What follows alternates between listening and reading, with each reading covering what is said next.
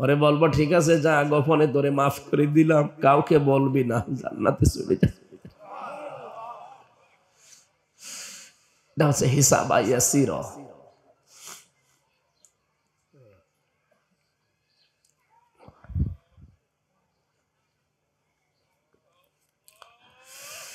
রব্বুল আলামিন কিয়ামতে এরকম কঠিন অবস্থায় আমাদের কাউকে তুমি জনগণের সামনে অপমান করো না, গোপনেই যেন তোমার সাত্তার নামের খাতিরে গোপন করে রেখে গাফফার নামের খাতিরে আমাদের মাফ করে দিও। হযরত ওমর রাদিয়াল্লাহু তাআলা আনহু, এদিকে তাকান, তিনি বলেন আমার সন্তানটাকে আমি ভর্তি করেছিলাম মাদ্রাসায়। হযরত আলী ওই সময় দেশের প্রধান বিচারপতি, তিনিও দিলেন তার সন্তান হুসাইনকে মাদ্রাসায়। দুইজনকেই মাদ্রাসায় ভর্তি করা হয়েছে, পড়ছে। হযরত হুসাইন খালি কলম ফেলে দেয় আর বলে কলম তুলে দাও, কলম ফেলে দেয় তুলে দাও। 3 বার তুলে দেওয়ার পরে হযরতে আব্দুল্লাহ ডাক দিলেন, হুসাইন কলম ফেলে দাও নিচে, আমারে তুলতে বলো, আমি কি তোমার খাদেম নাকি? আমি কি তোমার চাকর নাকি? হযরত ওমরের সন্তান এ প্রশ্ন দেওয়ার পরে হোসাইন যেন বলে ফেললেন যে তুমি তো শুধু চাকর না, চাকরের বাচ্চা চাকর, তুমি তো খাদেমের বাচ্চা খাদেম। একটা প্রেসিডেন্টের ছেলেকে কথা বললে তার মাথা ঠিক থাকার কথা। একবারে বাড়ি গিয়ে বলেছে, আব্বা আমি আর মাদ্রাসায় যাব না। কেন? আমাকে হোসাইন গালি দিয়েছে আমি নাকি খাদেমের বাচ্চা খাদেম। তোমারেও গালি দিয়ে ছোট করেছে আমার ক্লাসরুমে। তুমি বিচার যদি না করো সত্যি আমি আর পড়াশোনা করব না। ঠিক আছে, বিচার এখন না, জমার দিন বিচার করব। সবাই যখন এসেছে উনি খুতবা দিচ্ছিলেন, হঠাৎ আলোচনা বন্ধ করে দিয়ে বললেন, এখানে আব্দুল ওমর হোসাইন আছে? বলে হ্যাঁ, এদিকে আসো। তুমি আমার সন্তানটাকে গালি দিয়েছো? বলে হ্যাঁ দিয়েছি। কেন দিলে? হযরত হোসাইন বলে, খলিফা বুকে হাত দিয়ে বলেন তো আপনি কি আমার নানার খাদেম ছিলেন না? হযরত ওমরের কথা বন্ধ হয়ে গেছে, চোখ দিয়ে দর দর করে পানি পড়ছে। তাই তো, আমি তো তোমার নানার খাদেমই ছিলাম, কিন্তু এটা তো একটা ডকুমেন্টারি দরকার। তুমি কি লিখে দিতে পারবে দলিল? নিয়ে আসেন কাগজ কলম। খেজুরের পাতা নিয়ে এসেছে। হযরত হোসাইন লিখে দিলেন, এই ওমর আমার নানার খাদেম ছিল, আমি দেখেছি। ইতি হোসাইন ইবনে আলী, যান সই করে দিলাম। হযরত ওমর কাগজটা হাতে নিয়ে চমা খেলেন, ডাক দিয়ে বললেন, নবীর সাহাবীরা, বিচার হয়ে গেছে। ছোট মানুষ আব্দুল্লাহ তো বোঝে না, বলে আব্বা তুমি তো বিচার শুরুই করলে না, কি করে হয়ে গেল? হোসাইনকে শাস্তি দিবা না? হযরত ওমর বলে, আব্দুল্লাহ যে বিচার করেছি দুনিয়া না আখিরাতেও কাজে লাগবে।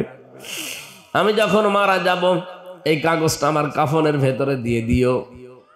আল্লাহ পাক যখন প্রথমে আমাকে একা তুলবে, কেউ তো আমার সাথে থাকবে না বিচার করার জন্য, যখন স্রেফ একা একা তুলবে, ওয়াকুল্লুহুম আতিহি ইয়াউমাল কিয়ামাতি ফারদা। কিয়ামতে যখন একা একা আল্লাহ আমাকে ডাকবে, জীবনে যদি কিছুই আল্লাহর ভালো না লাগে এই কাগজটা দেখাবো। কাগজটা দেখিয়ে বলবো, রব্বুল আলামিনের দিকে তাকাও, তোমার নবীর নাতি লিখে দিয়েছে আমি নবীর খাদেম ছিলাম, এই ওসিলা হলেও আজকে তুমি আমারে মাফ করে দাও।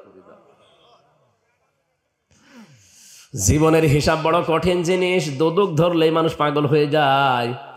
তারপরও তো ঘোষ ঘাস দিয়ে এদিক ওদিকে করা যায়। তা আল্লাহ পাক বলেন, আমার পেশার ব্যবস্থায় প্রথমেই তোরে কিন্তু আমার সামনে আমি একা দাঁড় করাবো, কেউ থাকবে না। হ্যাঁ, যদি আমি তোরে মাফ করার ইচ্ছা করি, পুরা ময়দান থেকে তোরে আমি আলাদা করে নেব, কিয়ামতে একটা কুদরতের চাদর দিয়ে তোরে আমি ঘিরে ফেলবো। শুধু আমি তোর সামনে দাঁড়িয়ে বলবো, ওই হামজা এই কাজগুলো তুই করেছিলি। বাধ্য হয়ে তুমি তো বলতেই পারবে যে আল্লাহ আমার তো কিছুই করার নেই, সবই তো তুমি জানো, হ্যাঁ আমি করেছিলাম। মাথা নিচু করে চোখের পানি যখন ফেলবে, আল্লাহ পাক বলেন ওর চেহারা কাকতি মিনতের দিকে তাকিয়ে আমি কুদরতের জোয়ারে জোশ পয়দা হবে।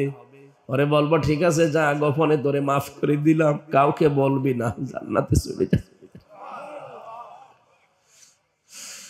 এটা হচ্ছে হিসাব ইয়াসির।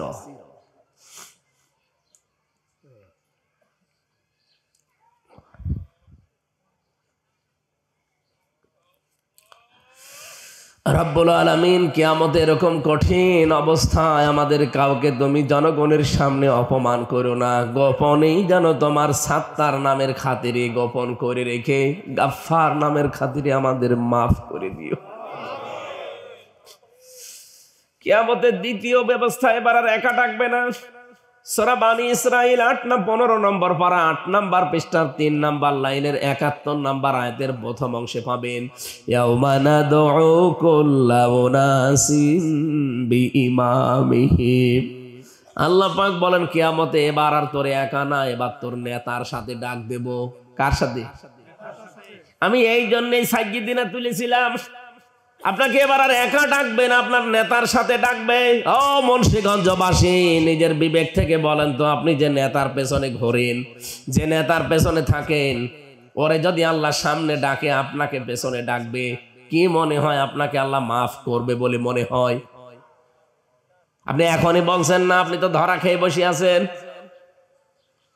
বিবেকটা কাজে লাগান, এমন মানুষের পেছনে থাকা লাগবে যে মানুষটাকে দেখলে আমার আল্লাহর কথা মনে হয়।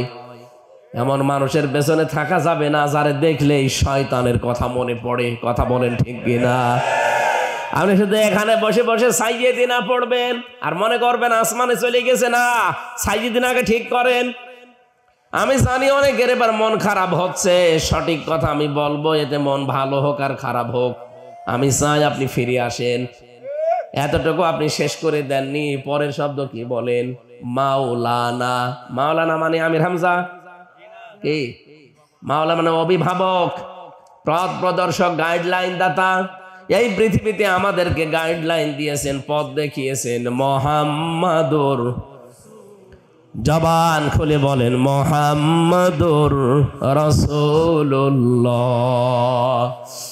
সুতরাং তার দেখানো পথ বাদ দিয়ে পৃথিবীর কারো পথে যাওয়া যাবে না।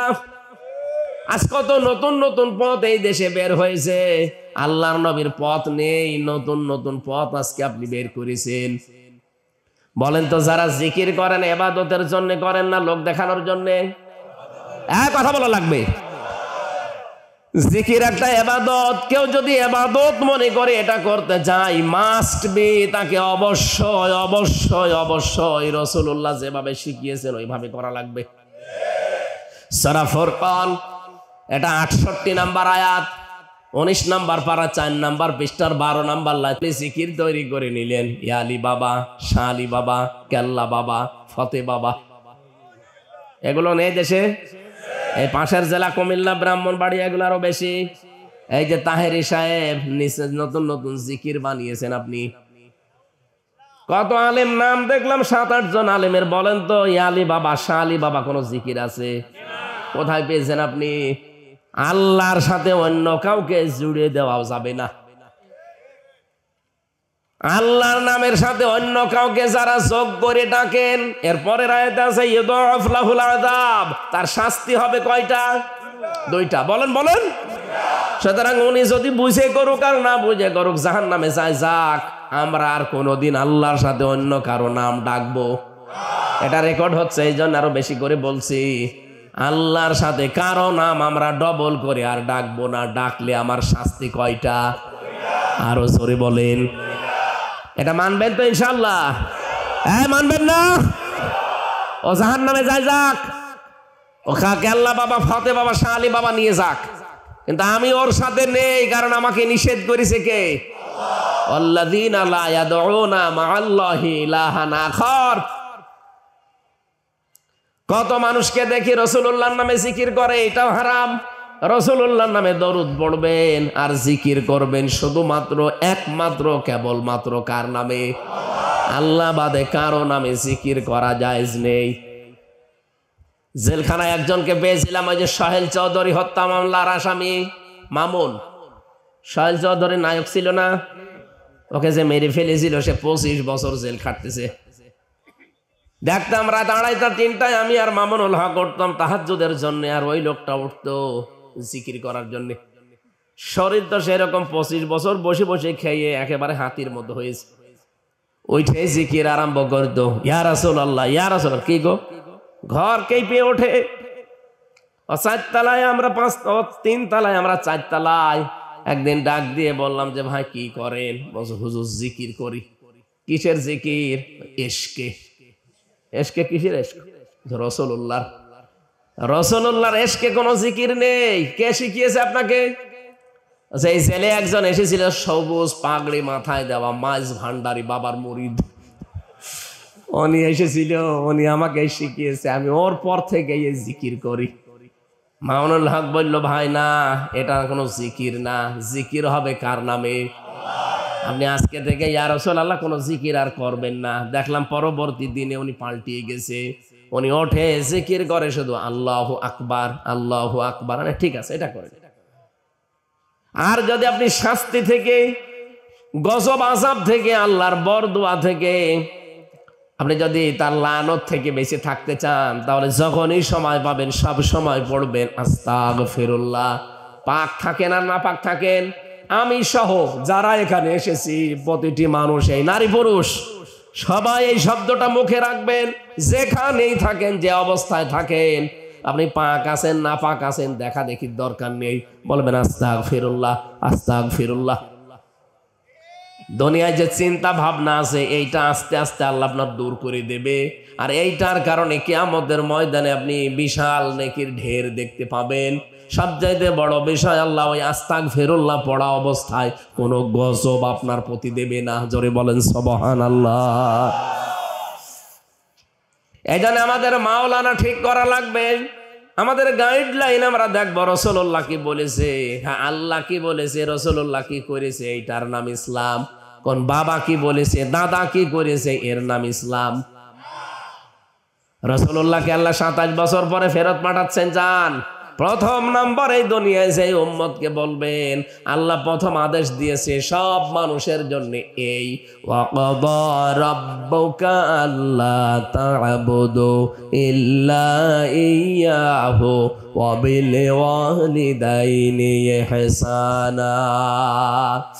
আল্লাহ বলেন আমি রায় দিলাম, আমি সিদ্ধান্ত নিয়ে ফেললাম। আমি কসম মানে রায় দেওয়া, সিদ্ধান্ত নেওয়া, ফায়সালা করা। আমি ফায়সালা দিয়ে দিয়েছি যে আমি আল্লাহ ছাড়া কারো ইবাদত করা যাবে না। বাংলার মুসলমানেরা বলেন তো রায়, এই শব্দটা কোনোদিন শোনেননি? বাংলাদেশে রায় হয় না। আমাদের এই মুন্সিগঞ্জ জেলা, আপনাদের এখানে 2 প্রকার রায় আছে, একটা ম্যাজিস্ট্রেট কোর্টে আর একটা জজ কোর্টে। এরপরে আরো 2টা রায় আছে ঢাকাতে, একটা হাইকোর্টে আর একটা সুপ্রিম কোর্টে, ওখানে আবার 2 ভাগ আছে। এই বাংলাদেশে সর্বমোট রায় কয়টা পেলাম? আরো জোরে। প্রতিটি রায় যদি পাওয়ার পরে বলেন যে আমি ন্যায় বিচার পাইনি, আমি আরো উপরে যাব, তাহলে ম্যাজিস্ট্রেট কোর্ট থেকে জজ কোর্ট, এখান থেকে হাইকোর্ট, এখান থেকে সুপ্রিম কোর্ট। সুপ্রিম কোর্টের প্রধান বিচারপতি যিনি এখন আছেন, উনি যদি একবার কোনো বিষয়ে রায় দিয়ে দেয়, আপনি না এদেশের 18 কোটি মানুষ এটা মেনে নিতে বাধ্য। যদি বলে আমি মানি না, তাহলে ফাঁকা জায়গায় আপনাকে থাকতে দেবে না, হয় জেলখানা অথবা দেশ থেকে তাড়িয়ে দেবে। কথা বলে না কেন? প্রধান বিচারপতির উপরে যেহেতু কোনো বিচারপতি দেশে নেই, তার রায় আপনাকে মেনে নেওয়াই লাগবে, মাস্ট বি। প্রধান বিচারপতির উপরে আর একজন বিচারপতি নেই, কে? তামাম দুনিয়ায় যত বিচারপতি সবার উপরে কে? আলাইসাল্লাহু বিআহকামিল হাকিমিন। আল্লাহ বলেন আমি কি সবার উপরে বড় বিচারপতি না? আমি আল্লাহ যদি কোনো বিষয় একবার রায় দিয়ে দেই, আমার রায় যদি কেউ মানতে অস্বীকার করে, আমার রায়ের বিরুদ্ধে যদি কেউ অবস্থান নেয়, ইয়া মা'শারাল জিন্নি ওয়াল ইনসি ইন ইসতাতা'তুম আন তানফুযু মিন আকতারিস সামাওয়াতি ওয়াল আরদ ফানফুযু লা তানফুযুনা ইল্লা বিসুলতান। জবান খুলে পড়েন, ফাবিআই আলাহি রাব্বিকুমা তুকাদ্দিবান। রব্বুল আলামিন বলেন, হে জিন আর মানুষেরা, আমার আইন, আমার রায় যদি ভালো না লাগে, আমার আসমানের নিচ থেকে জমিনের উপর থেকে বের হয়ে যা। কোথায় যাবি? যেখানে যাবি ওইটা কার? সুতরাং বের হয়ে যাওয়ার জায়গা যেহেতু নেই, আমার রায়গুলো মেনে নে। আল্লাহর প্রথম রায় এই যে আল্লাহ বাদে কারো ইবাদত করা যাবে। অন্যান্য ধর্মের লোক যারা আছেন, আমি বহু ধর্মের লোকের সাথে মিশে দেখেছি। এই পৃথিবীতে প্রায় 4,500-এর উপরে ধর্মের লোক আছে।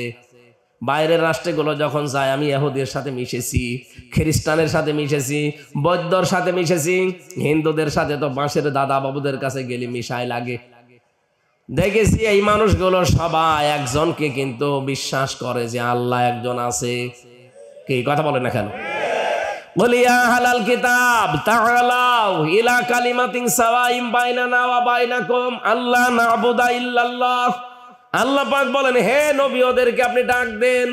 অন্য ধর্মের যারা আছে বলেন যে আসো আমরা সবাই একটা কথার উপরে একমত হই যে আল্লাহ না'বুদা ইল্লাল্লাহ, আল্লাহ বাদে কারো ইবাদত আমরা করব না। কি কথা বলে না কেন? আরে বাংলাদেশে আমরা অন্যান্য ধর্মের যারা আছে সবাইকে বলছি আসেন আপনারাও কিন্তু বিপদে পড়লে আল্লাহকে ডাকেন। আমি যখন বরিশালে পড়তাম দেখেছি ওই সময় তখন ব্রিজ ছিল না, লঞ্চে নৌকায় যাওয়া লাগতো। নৌকায় করে যাচ্ছে, হঠাৎ ঝড় উঠেছে, নৌকা কাঁপাকাঁপি করছে। এক দাদা আর দাদি হিন্দু, ওরা দেখছে পড়ছে লা ইলাহা ইল্লাল্লাহ। কি গো, চেহারা দেখে মনে হচ্ছে অন্য ধর্মের। কালেমা পড়েন কেন? বলছে দেখো যে ঝড় উঠেছে কালী দুর্গার কাজ না, আল্লাহ লাগবে। যে ঝড় উঠেছে এ ঝড় থামাতে কালী দুর্গায় হবে না, এখন আল্লাহ লাগবে। সবার মনের ভেতরে এটা আছে যে আল্লাহ একজন আছে, কেউ উপরওয়ালা বলে ডাকে, আমরা বলি কি আরো জোরে। সবাই যখন আসে, আপনি খ্রিস্টানদের কাছে যান, আমি পেয়েছি তাদের কাছে, তারা মোসা নবীকে জোসেফ বলে ডাকে। আমি ইহুদির সাথে মিশেছি থাইল্যান্ডে, যে ওই মানুষগুলো হজরতে মোসাকে ওরা ডাক দেয়, হজরতে ঈসা নবীকে তারা যিশু বলে ডাক দেয় খ্রিস্টানরা, মোসা নবীকে ইহুদিরা বলে জোসেফ। আমি নবীর কথা যখনই আলোচনায় তুলেছি, আমাদের নবীর নাম মুহাম্মদুর রাসূলুল্লাহ, ওদের ওই ভাষা ইংরেজি অথবা দেশীয় ভাষা দিয়ে কথা বলে, পাশে আবার বাঙালি নিয়ে থাকি, তো ওরা ট্রান্সলেশন করে দেয়, বলে ওরা বলতে চায় যে ওদের নবীর নাম নাকি জোসেফ, যিশু। হ্যাঁ, নবীর নাম জোসেফ ওরা বানিয়েছে, আমার আল্লাহর দেওয়া নাম হচ্ছে মূসা। নাম কি? ওরা নাম দিয়েছে যিশু, ওরা নিজেরা বানিয়ে। আমার আল্লাহর দেওয়া নাম হচ্ছে হযরত ঈসা রূহুল্লাহ। নাম ঠিকই আছে, নাম পাল্টিয়েছে, তাতে কি? ব্যক্তি একজনই। ওরা আল্লাহ একজন আছে বিশ্বাস করে, কিন্তু আল্লাহর ছেলে আছে, মেয়ে আছে, এইটা মানে, এই কারণে ওরা মুশরিক। ইহুদিরা 3 খোদায় বিশ্বাস করে, হযরত ঈসা আল্লাহর ছেলে, মরিয়ম আল্লাহর বউ, আর আল্লাহ একজন আলাদা আছে। ইহুদিরা বলে উজাইর আলাইহিস সালাম আল্লাহর সন্তান, এই জন্য ওরা মুশরিক হয়ে গেছে। আমরা আল্লাহর সাথে কাউকে শরীক করি না, এই জন্য আমরা মুমিন। এখন আমরাও যদি আল্লাহর সাথে অন্য কাউকে শরীক করি, তা আমরা ইহুদি খ্রিস্টানদের মতোই মুশরিক। কথা বলেন না কেন? এই জন্য আল্লাহ তা'বুদু ইল্লা ইয়া, আল্লাহ বলেন আমি ছাড়া কারো ইবাদত করা যাবে। বলেন তো, দুর্গা পূজা করা যা, মাছ পূজা করা যা, এই গাছ পূজা করা যা, মানুষের আইন তৈরি করা, এই দুনিয়ায় প্রতিষ্ঠা করা একই। কারণ আল্লাহ বাদে কারো আইন মানা জায়েজ। এই যে এখানে যে শব্দটা পেলেন, আল্লাহ বাদে কারো ইবাদত করা, তার আইন মানা জায়েজ নেই। কিন্তু ওয়াবিল ওয়ালিদাইনি ইহসানা, মা বাবা যাদের আছে তাদের সাথে ভালো ব্যবহার করা লাগবে। আমি এবার আলেমদেরকে বলছি, আল্লাহর আইন মানা কি? জবান খোলেন না কেন? মা বাবার আইন মানা না, না, মাঝখানে ওয়া নেই। আল্লাহর আইন মানা ফরজ, মা বাবার আইন মানা ফরজ না, মা বাবার সেবা করা ফরজ। তাহলে আয়াত থেকে প্রমাণ হয় আইন শুধুমাত্র মানা লাগবে কার? আলা লাহুল খালকু ওয়াল আমর, বানিয়েছেন যিনি, হুকুম চলবে তার। ইনিল হুকমু ইল্লা লিল্লাহ, আইন দেওয়ার মালিক কে? এখানে আল্লাহর আইনের বাইরে যারা অন্য কারো আইনে দেশে প্রতিষ্ঠা করতে চান, আপনি বিশ্বাস করতে পারেন আপনি ইহুদি খ্রিস্টানদের মতোই মুশরিক। নিয়ে আসবেন, কোন হুজুর নিয়ে আসবেন? নিয়ে আসেন, দেন। আল্লাহর আইনের বাইরে যারা মানুষের তৈরি করা আইনে দেশে কায়েম করতে চাচ্ছেন, সে যে নামেই হোক, আপনি কিন্তু মুশরিক হয়ে গেছেন। কি আল্লাহ জানে এই যে ইবাদত করা লাগবে নির্ভেজাল ভাবে, এর ভেতরে কোনো ভেজাল থাকলে চলবে না। ওমা উমিরু ইল্লা লিয়াবুদুল্লাহা মুখলিসিনা লাহুদ্দিন। আমাকে আদেশই করা হয়েছে আমি যেন একনিষ্ঠভাবে নির্ভেজালভাবে ইখলাসের সাথে দিন মানি। কার দিন? আবিল ওয়ালিদাইনি ইহসানা। এবার ভালো করে খেয়াল করবেন, আমি আল্লাহ তোদেরকে আদেশ দিলাম এই পৃথিবীতে আমার পরে যেহেতু তোকে এই দুনিয়ায় আনতে সবচাইতে বেশি কষ্ট করেছে তোর মা আর বাবা। বিজ্ঞান এখন প্রমাণ করছে একটা সন্তানকে দুনিয়ায় নিয়ে আসতে মায়ের কমপক্ষে 57 ইউনিট কষ্ট সহ্য করা লাগে। কত?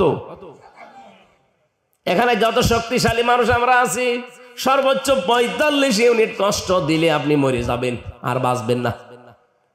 কিন্তু একটা মা দুনিয়াতে আমার মুখ দেখতে গিয়ে 57 ইউনিট পর্যন্ত কষ্ট সহ্য অলরেডি করেছে। এই জন্য আল্লাহ বলেন আমার পরে আমি দুনিয়ার কারো নাম দেইনি, সেবা করার জন্যে, খেদমত করার জন্যে তোর মায়ের নাম বাবার নাম দিয়ে দিলাম।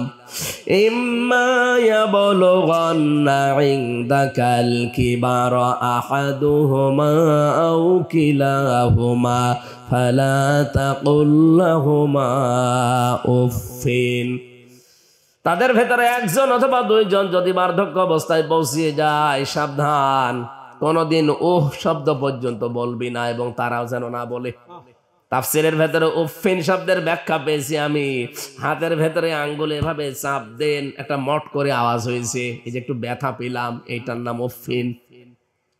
মা বাবার খেদমত করতে গিয়ে কেউ জনিয়ে কথাও না বলে যা আর পারা যায় আর কত না, এটা বললে আপনার পেছনের আমল লাখ লাখ সব আল্লাহ নষ্ট করে দেবে।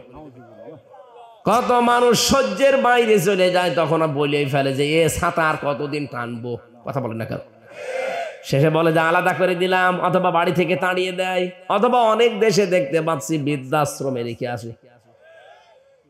কয়েকদিন আগে আমি গিয়েছিলাম নীলফামারী জেলার কিশোরগঞ্জ থানায়, একটা বৃদ্ধাশ্রম নিয়ে গেল আমারে দেখতে। এই গোলে 25 জন, এই গোলে 25 জন মা আর বাবা বসে আছে। চোখের দিকে তাকিয়ে আমি দেখতে পেয়েছি প্রত্যেকের চোখের কোনায় পানি ছলছল করছে। মুরব্বী মানুষ সবগুলো যেন তাদের ছেলে আর মেয়ের নামে বরদোয়া দিচ্ছে। আরে ভাই, তাদের তো আমার মতো ছেলে আছে। আমি দুইজনের সাথে কথাও বললাম যে কি করেন, কি ছেলে মেয়ে কয়টা। একজন বলছে আমার ছেলে ডিসি, আর একজন বলছে আমার ছেলে আমেরিকায় থাকে। ওই দুইজনই দোষ দিল তার বৌমার উপরে। বলছে আমার বৌমার কারণে আমার ছেলে আমাকে আজ রেখে গেছে এখানে, মাসে মাসে এমনি টাকা পাঠিয়ে দেয়। অথচ আমারও তো শখ হয় নাতি আর নাতনি নিয়ে একটু সময় কাটায়, বৌমা নিয়ে ছেলে নিয়ে একটু সময় কাটায়। আজকে এই 4 দেওয়ালের মাঝে এখান থেকে বেরও হতে দেয় না। এই জায়গায় পড়ে আছি আজ কয়েক বছর, টেনশনেই তো মরে যাব। বাবা তুমি তো ওয়াজ করো, বাইরে যদি কথা বলো তো আমাদের কথা একটু বলবা। বলেন তো কত আকাঙ্ক্ষা, কত আফসোস নিয়ে কথাগুলো বলছিল। আজ হাজারো বর কারণে সন্তান বাধ্য হয়ে বাবা মাকে আলাদা করে দেয়। এরকম মানুষ এখানে নেই? সম্মানিত মা বোন যারা পর্দার আলে বসে আছেন, মনে করছেন নামাজ পড়া, রোজা রাখা আর কালো বোরকা পরায় জান্নাত পেয়ে যাবেন। কে বলেছে আপনাকে? স্বামী যেটা পছন্দ করে ওটা যদি জায়েজ হয়, জীবন থাকতে আপনাকে মানা লাগবে। কে কথা বলছে না কেন? আমি নিজে একজন স্বামী, আল্লাহর কসম এই যে মসজিদ সামনে, কোরআন আমার সামনে, আমি মন থেকে বলছি প্রতিটি স্বামী আমরা চাই বিয়ের পরে খেয়ে থাকি না খেয়ে থাকি আমার মা বাবা আমার সাথে থাকবে। এটা চাই না আমরা? 100টার 98টা মহিলা এটা চাই না। আপনি যান পরীক্ষা নিয়ে, ওই যে মহিলারা বসে আছে দাঁড়িয়ে আছে, জিজ্ঞাসা করেন যে ওরা নামাজ পড়ে রোজা রাখে, কিসের নামাজ পড়েন আপনি? তার মানে এই এলাকায় ঝামেলা আছে না। সম্মানিত মা বোনেরা, যতই কালো বোরকা 14 হাত পরে জীবনেও জান্নাত যেতে পারবেন না। শ্বশুর শাশুড়িকে নিজের মা বাবার মতো মনে করা লাগবে। শ্বশুর শাশুড়ি এবার হাওয়ায় ফুলতেছে, আমাদের কাজ হচ্ছে। আরে ভাই, ওটা লোকের মেয়ে, পরের একটা মেয়ে আপনার বাড়িতে এসেছে, ওই টাকা আবার নিজের মেয়ের মতো মনে করা লাগবে। অনেক শ্বশুর শাশুড়ি এটা করে না, খালি ভুল ধরে। একটু কিছু হলেই ভুল ধরে ছেলের কানে কানে তুলে দেয়, শেষে দুইজনের ভেতরে ঠোকাঠুকি বাঁধে। একটা সংসার যদি কোনো মেয়ের কারণে, মহিলার কারণে, মা বাপের কারণে ভেঙে যায়, আল্লাহর আরশ পর্যন্ত কেঁপে যায় ওই মা বাবার উপরে। শ্বশুর শাশুড়ি যারা আছেন মনে করছেন আমি এত বড় হাসি, কিসের হাসি আপনি? একটা মানুষকে কষ্ট দেওয়া আল্লাহর আরশ পর্যন্ত ধ্বংস করার স্বামী। মা বাবার কথা যেতে আয়াতের প্রথম অংশে আছে, আল্লাহ পাক বলেন কথা বলতে হলো নরম ভাষায়, আস্তে আস্তে কথাগুলো বলবা, এতটুকু আল্লাহ শেষ করেননি। রব্বুল আলামিন বলেন আখফিদ লাহুমা জানাহাযুল্লি মিনার রাহমাহ। এখানে যারা আলেম আছে এবার একটা প্রশ্ন করছি। আখফিদ, খাফজুন মানে ডাউন করা, এরপরে ফল করে দেওয়া। আল্লাহ বলেন তুই ডাউন করবি, এরপরে ফল করে দিবি। জানাহন মানে ডানা, জানাহন মানে জিল্লুন মানে এখানে নম্রতা অথবা ছায়া, রহমত মানে দয়া, তোর দয়ার ডানার ছায়া তুই এভাবে ডাউন করবে, এরপরে ফল করে দিবি। আমার প্রশ্ন আমার এই ভাইয়ের কাছে, মানুষের ডানা আছে কি? ডানা আছে মানুষের? কার? পাখির। তা আল্লাহ কি আয়াতটা ভুল করে ফেলেছেন? ডানা তো আমাদের হয় না, ডানা হয় পাখির। আল্লাহ পাখির নাম না দিয়ে মানুষের নাম দিলেন কেন? পাখির যে ডানা আছে এর ভেতরে দেখবেন পর আছে, পালক আছে, এত নরম, এত সফট, এত কোমল, এত মোলায়েম, এটা একটার সাথে আর একটা লাগে যখন ওর নিচে ছোট ছোট রুয়াগুলো ঝরে পড়ে। আপনি দেখবেন পাখির নিচের ওই ডানাগুলো, পাখি একটার সাথে একটা পর যখন বিছিয়ে দেয় এভাবে নিচে ওই ছোট ছোট কুয়া, রুয়া বলে, ওগুলো দেখবেন নিচে ফরফর করে ওড়ে যদি বাতাস দেন। ওর নিচে পাখির বাচ্চাগুলো সিল থেকে, কাক থেকে বাঁচার জন্য যখন আশ্রয় নেয়, মা পাখিটা এভাবে নিজের ডানাটা ডাউন করে দিয়ে এভাবে ফল করে দেয়। কি এর নিচে যে ছোট ছোট রুয়াগুলো নিচে ঝরতে থাকে, ওই রুয়ার সাথে রুয়া যখন একটার সাথে আলাদা একটা অনির্বচন সুখ ওই পাখির বাচ্চাগুলো পায়। আল্লাহ আমাদের হাতটা ওখানে দিলেন না কেন? কারণ হাতের ভেতরে নরম কিছু নেই, এর ভেতরে হাড় আছে, হাড়টি শক্ত। প্লেনেরও ডানা আছে, আল্লাহ প্লেনের নাম দেননি। হেলিকপ্টারের ডানা আছে, হেলিকপ্টারের ডানাও দেয়নি, পাখির ডানা দিলেন। এই জন্যে দিয়েছেন। রব্বুল আলামিন বলেন এত নরম, এত সফট, এত কোমল, মোলায়েম। পাখির বাচ্চাগুলো যেমন ওর ভেতরে থেকে একটা আওয়াজ পায়, কিচির মিচির আওয়াজ দেয়, এটাকে বাংলায় অনির্বচন সুখ বলে। হে হামজা, দুনিয়ার সন্তান যারা আছো, মা বাবা যাদের বেঁচে আছে, ওরা যেন অন্তত মনে করে যে আমার হামজা বেঁচে থাকতে আমাদের আর কোনো চিন্তা নেই। এটা কি আমাদের মা বাবা মনে করতে পারছে? পারছে না। আল্লাহ এটা বুঝিয়েছিলেন সে আরো সে নিয়ে নিজে 14টার ভেতরে। এইটাই জানে বাংলার মানুষ আমরা যদি সত্যি দেশকে কল্যাণময় রাষ্ট্র বানাতে চাই, মা বাবা যাদের আছে তাদের খেদমত করে তাদের ব্যবহারে খুশি রাখা লাগবে। ওয়াকুর রব্বির হামহুমা কামা রব্বায়ানি সাগীরা। জবান খুলে আল্লাহর এই শেখানো দোয়া একবার পড়েন, রব্বির হামহুমা কামা রব্বায়ানি সাগীরা।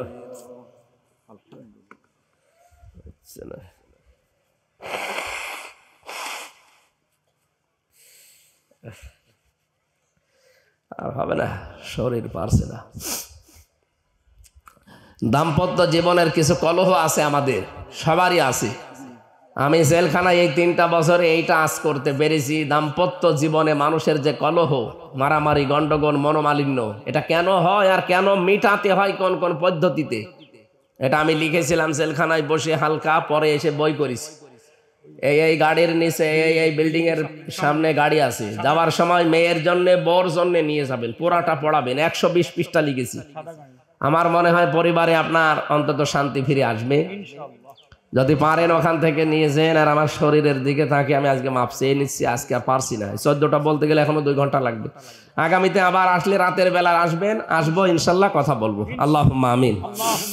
লা ইলাহা ইল্লা আনতা সুবহানাকা ইন্নী কুনতু মিনাজ জালিমিন। আয় আল্লাহ তাআলা, দিনের বেলায় হাজারো কাজ এদের ছিল, সব বাদ দিয়ে দেখো চাতক পাখির মতো এরা বসে আছে, দাঁড়িয়ে আছে কোরআনে কারিম শোনার জন্য।